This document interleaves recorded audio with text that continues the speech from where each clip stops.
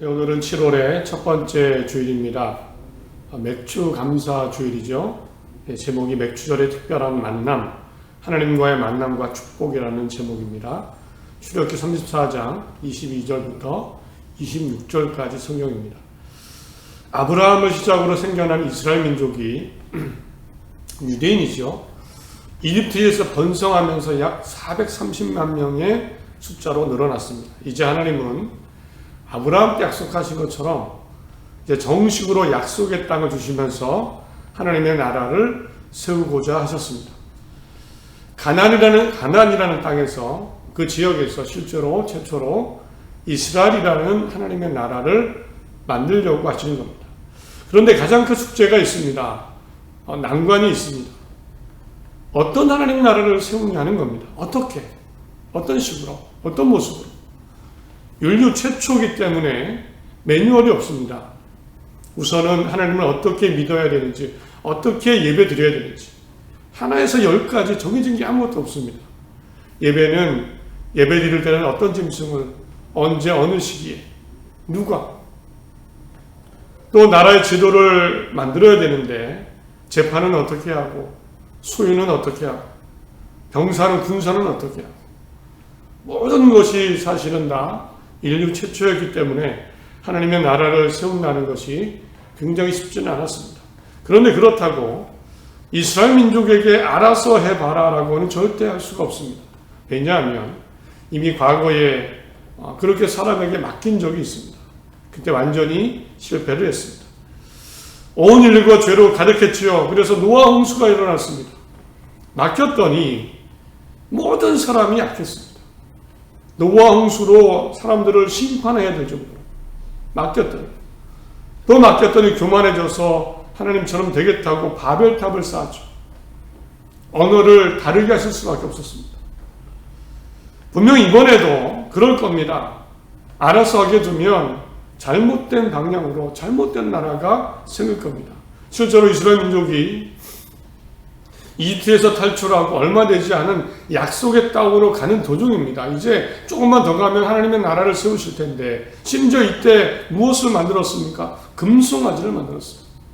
금송아지를 만들어서 이게 우리를 인도하실 하나님입니다. 가만 놔두면 이렇게 됩니다. 가나안 땅에 들어왔습니다.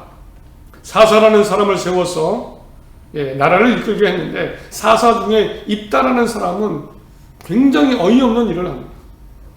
전쟁 중에 하나님께 약속의 기도를 이렇게 드립니다.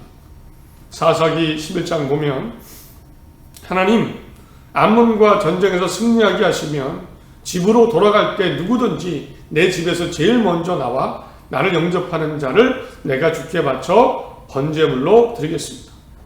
참 어이없죠. 하나님이 기뻐하시지 않습니다. 그 당시에 옆에 있는 많은 우상 민족들이 인신 제사를 사람을 제물로 바쳤는데 입다가 그대로 전쟁에 이기게 하시면, 하나님, 가장 먼저 나를 마중 나온 사람을 내가 제물로 번제로 드리겠습니다. 그런데 딸이 춤을 추며 가장 먼저 나왔죠. 통곡을 합니다. 더 어이없는 것은 약속을 했으니까 또 지킨다고 딸을 죽게 하는 일이 벌어졌습니다. 가만 놔두면요, 알아서 하라고 하면 이상한 나라가 될 겁니다. 분명합니다. 그래서 애초에 하나님은 그 430만 명이 넘는 사람들, 그들을 이끌고 가나안 땅에 하나님 나라를 세우시는데, 하나님이 일일이 다 정해주셨습니다. 어떻게 하나님을 믿어야 되는지, 사람과는 어떻게 살아야 되는지, 어떤 삶을 살아야 되는지. 그래서 직접 10계명을 주신 겁니다. 10가지 계명.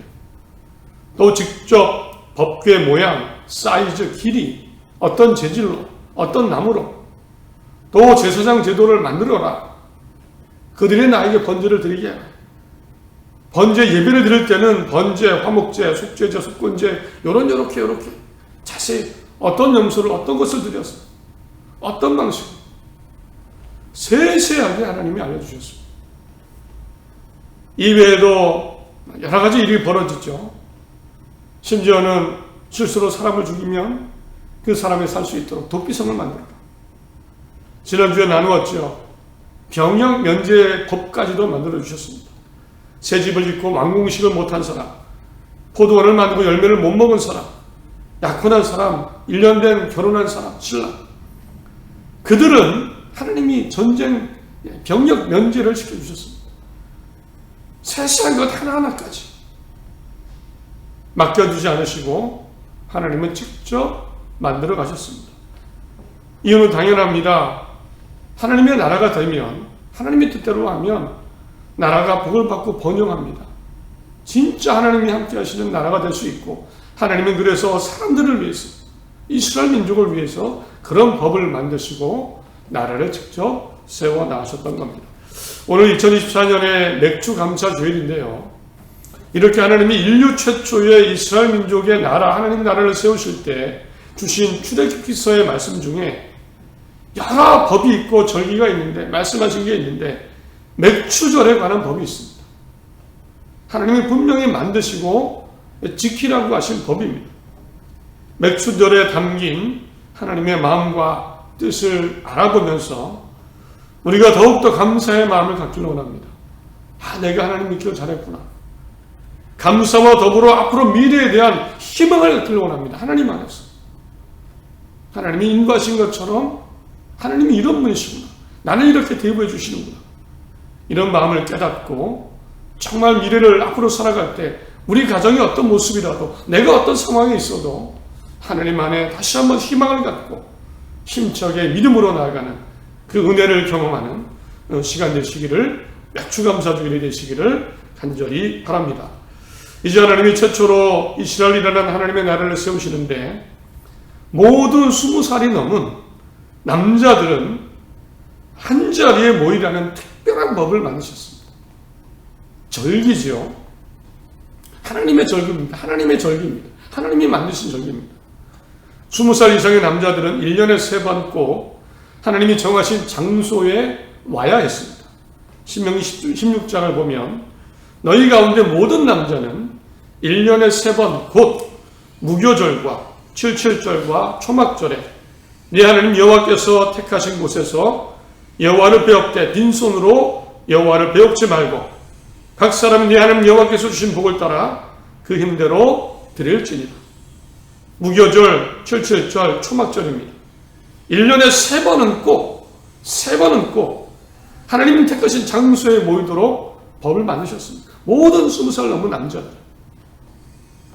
올 때는 하나님께서 복 주신 대로 너희 형편대로 드릴 것을 가지고 나오게 하셨습니다. 이 3번의 절기 중에 맥주절과 오늘 맥주감사주일과 관계에 있는 것이, 유래라고 할 수 있는 것이 바로 77절, 다른 말로는 맥주절입니다. 출애굽기 23장 16절에 맥주절을 지키라. 이는 내가 수고하여 밭에 뿌린 것의 첫 열매를 거둠이니라. 맥주절입니다. 이때는 모든 사람들, 20살 넘은 남자들이 한 곳에 모였습니다. 하나님이 정하신 곳에. 오늘 34절에도 77절 곧 맥주의 초실절을 지키고 세말에는 수장절을 지키라. 맥주절, 77절, 맥주의 초실절 다 같은 말입니다. 구약시대는 밀을 재배했습니다. 그리고 곡식 중에 가장 먼저 추수하는 것이 바로 밀이었습니다. 밀이 익으면 추수를 해야 되죠. 7주에 걸쳐서 7주에 49일간 밀을 수확했습니다. 그리고 이렇게 49일이 지나고 다음날 50일째가 되는 날입니다. 바로 이날 하나님은 모든 남자들이 한 곳으로 모여라. 그곳에서 맥주절 딱 하루를 지키게 하셨습니다. 올 때는 주신 대로 감사의 마음으로, 당연합니다. 맥주절 그것을 지키기 위해 감사의 마음을 가지고 한 자리에 모든 사람들이 모였습니다. 이 레위기의 맥주절이요, 지금 오늘날 한국 교회에서 지키는 맥주감사절의 유래입니다. 물론 맥주감사주일은 전 세계 한국 개신교만 지키는 고유한 신앙 절기입니다. 과거 농경시대에, 우리 한국의 농경시대에 보리를 주로 재배했습니다. 2월쯤이면 보리 수확을 끝냅니다. 그러면 이제 보리 수확이 끝났으니까 하나님께 감사하자는 마음으로 7월 첫 주일에, 그러면 우리 맥주 감사주일을 지키자. 이 맥이 보리 맥주입니다. 그러다가 농경사회가 산업사회로 바뀌면서 비록 보리 수확은 하지 않지만 계속해서 우리 이제는 1월부터 6월까지 상반기를 잘 보냈다. 반년을 돌아보며 하나님께 감사하는 마음으로 7월 첫 주일에 맥주감사주의를 지키자. 이것이 한국의 고유한 맥주감사주의입니다. 비록 구약시대에는 밀을 수확했습니다. 한국은 보리를 수확했습니다. 다릅니다. 시기도 다릅니다. 그러나 시작은 똑같습니다. 하나님이 주신 것에 대한 감사입니다. 밀을 주셔서 보리를 주셔서 딱 하루 동안이지만 바쁜 일이 많지만 하루지만 그날 모여서 하나님께 감사하는 마음으로 잔치를 벌이며 맥주절, 맥주감사주의를 지키는 겁니다. 그러므로 공통적으로요, 우리가 보리를 거두지는 않지만 지난 6개월을 돌아보며 감사하는 마음을 가져야 됩니다. 감사의 마음을 가져야 됩니다. 한번 생각해 보십시오. 어떤 일에 감사하십니까? 어떤 감사가 생각이 나십니까? 내 몸과 내 삶에 대해서 어떤 감사가 떠오르십니까? 우리 가정, 우리 가족에 대한 어떤 감사가 떠오르십니까? 우리 대한민국에 대한 어떤 감사가 떠오르십니까? 이 교회 공동체에 대한 어떤 감사가 떠오릅니까? 한번 감사를 반년 동안 떠올려 보시기 바랍니다. 어떤 것들이 떠오르십니까? 이것도 감사하고 저것도 감사하죠. 예배할 수 있는 것도 감사하고 하나님 믿는 것도 감사하고 모든 것 생활할 수 있어서 감사합니다. 아마 여러 가지 감사가 떠오르실 겁니다. 그 감사를 잊지 마시기 바랍니다. 그런데 혹 부정적이고 불평하는 마음이 생길 수도 있죠. 감사가 쉽지 않을 수도 있습니다. 그래서 오늘은요, 우리 맥주감사주일에는 오늘 성경 말씀을 통해서 한번 이런 감사도 생각해 봤습니다. 구약의 맥주절을 통해, 하나님이 주신 맥주절을 통해 이런 감사, 이런 감동, 어쩌면 감격도 한번 생각해 보시기 바랍니다. 첫째는 이겁니다. 하나님이 왜 모든 사람들을 모이게 하셨을까요? 굳이 모든 남자들을 모이는데 특별히요 하나님 앞에 나오게 하셨습니다. 20살 넘는 사람들은 23절을 보면 너희 모든 남자는 매년 3번씩 주 여호와 이스라엘의 하나님 앞에 나와라. 앞에서 보일지. 그 자리를 떠나서 내가 정한 장소에서 나 하나님 앞에 보여라. 1년에 3번, 또 맥주절도 마찬가지입니다. 맥주절에 오게 하셨습니다. 얼핏 보면 부담스러울 수도 있죠. 왜 오게 하셨을까? 사실 구약시대에 하나님을 만나는 것은 두려움입니다. 얼굴을 보면 죽을 수도 있습니다. 죽는다고 생각했습니다. 겁이 났습니다. 앞으로 나와라 이 말씀만 들으면 겁이 나죠. 부담스럽습니다. 제 경우에도 사실은 맥주감사주일이 부담스러울 때가 많았습니다. 전도사로 부목사로 생활할 때, 또 목회자로서 준비할 게 많죠. 어쩌면 일로 느껴질 때도 있어서 부담스럽기도 했습니다. 또 하나님이 이 말씀 하셨습니다. 나에게 보여라. 이 말씀 들으면 하나님이 내가 잘하나 안 하나, 내가 하나님을 정말 생각하는지 안 하는지 기억하시려고 하시나, 믿음을 확인하시려고 하시는 건가, 내가 너를 지켜보겠다, 이런 마음이신, 이것도 느껴져서 부담이 됩니다. 왜 1년에 3번, 꼭 3번만은 내 앞에 나와서 내 앞에 너를 보여라. 그런 생각을 해봤습니다. 왜일까? 굳이 3번. 그냥 있는 자리에서 하면 되고 올 사람은 오면 되죠. 그런데 이것을 감사의 마음으로 생각해 봤습니다. 왜 하나님은 1년에 3번은 가정을 어쩌면 대표하는 그 남자들을, 그 당시 대표하는 남자들을 꼭 오게 하셨습니다. 첫 번째 감사의 마음을 생각해 보니까 이겁니다. 사실 맥주절은요, 하나님의 공평한 사랑이 아닌가라는 생각입니다. 하나님은 누구라도 모든 사람이 오게 하셨습니다. 거기에는 가난한 사람도 있을 거고 약한 가문도 있고요. 약한 가정도 있고 나이가 많은 사람도 있고 여러 가지 힘든 상황에 있는 사람도 있었을 겁니다. 그러나 하나님은 이때만큼은 다 불러주셨습니다. 누구라도 내 앞에 나와. 우리 가정도 그래서 우리 가정도 그 앞에 갈 수 있는 겁니다. 나도 하나님이 만나주시겠다는 겁니다. 어쩌면 약속이죠. 어쩌면 약속입니다. 온 우주를 만드신 전능하신 하나님이 1년에 3번은 내가 누구라도 다 만나주겠다. 네 앞에 보여. 먼 길을 옵니다. 남자가 가야 되니까 먼 길을 가야 되니까 남자가 가야죠. 여기에는 제한이 없습니다. 가난한 자나 몸이 불편한 사람이나 젊은이나 노인이나 있는 모습 그대로 형편이 되는 대로 하나님 앞에 가면 됩니다. 그러면 하나님이 만나주시겠다는 겁니다. 사실 세상은 차별대우합니다. 삶은 공평하지 않습니다. 사람들은 우리 삶을, 내 삶을, 우리 가정을, 내 모습을 평가합니다. 저울질합니다. 세상이 나를 대하는 대우도 다릅니다. 나를 높이도 보지만 낮게 보기도 합니다. 그러나 하나님은 아닙니다. 누구라도 나와라. 하나님은 나의 존재 그대로를, 우리 가정에 있는 모습 그대로를 만나주시겠다는 거예요. 그렇게 느껴집니다. 사실 구원도 그렇지 않습니까? 구원만 봐도 이런 공평한 하나님의 사랑과 인정해 주심이 느껴집니다. 누구라도 믿음으로 구원받는다. 어떤 죄를 지었어? 내가 어떤 모습이라도 믿음으로 누구라도 죄를 고백하고 나가면 하나님이 구원해 주신다. 이렇게 생각하니까 정말 하나님을 믿는다는 게 감사합니다.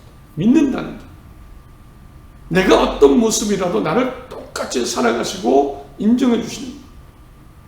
사실 그래서 저는 당당합니다. 자신감을 잃지 않습니다. 내가 어떤 모습이고 어떤 상황이라도 하나님은 나를 똑같이 봐주신다. 사람은 나를 평가하지 마. 이 맥주절 그런 하나님의 공평한 사랑과 인정하심이 보입니다.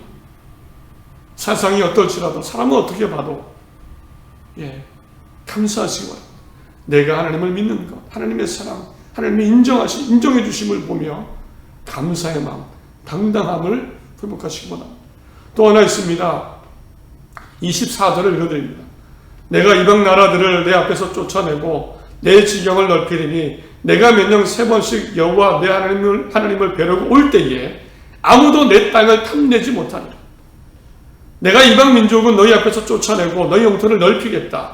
너희가 매년 3번씩 나 여호와 너희 하나님에게 경배하러 올 때에는 아무도 너희 땅을 탐내어 침범하지 못할 것이다. 이런 겁니다. 그때는 몸으로 싸우는 때입니다. 집안에 그러나 20살 넘은 그 싸울 수 있는 남자들이 다 하나님 만나러 가면, 가족을 대표해서 만나러 가면 집은 누가 지킵니까? 가장 위험한 때입니다. 이방 민족이 그걸 알고 있었다면 더 위험하죠.